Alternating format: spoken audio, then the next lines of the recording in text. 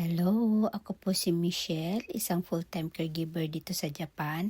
Ito po yung trabaho ko dito. Sabi nila, mahirap daw ang isang maging caregiver. So, para naman sa akin, okay lang at saka happy ako sa ginagawa ko dahil ito ang bigay sa akin ni Lord.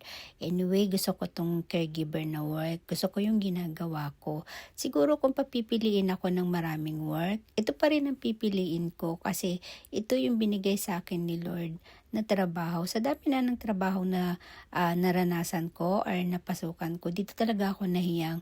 Anyway, 8 years na ako sa pagiging full-time caregiver.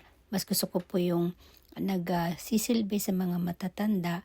Hindi ko alam, basta ewan, gusto ko siya. Gusto ko yung ganitong trabaho. Sabi nga nila, magiging masaya ka kapag ang ginagawa mo gusto mo. Hindi ka may stress kung ang ginagawa mo gusto mo. Hindi ba? Kayo ba? Ano ba ang sa tingin nyo? Pero kasi ako dito, hiyang talaga ako dito. Gusto ko talaga yung ginagawa ko. Sabihin man nila, mahirap, kanya nahihirapan, hindi sila hiyang. Yung iba na maalis sa work or hindi sila tumatagal sa ganitong trabaho. Pero ako, sa awa ng Diyos, sa loob ng 8 years na pagiging full-time caregiver ko, ganun at ganun pa rin yung work ko. Hindi nagbabago. I mean, ganun talaga. So, thanks God kasi binigyan niya ako ng ganitong trabaho. Ayan. Thank you.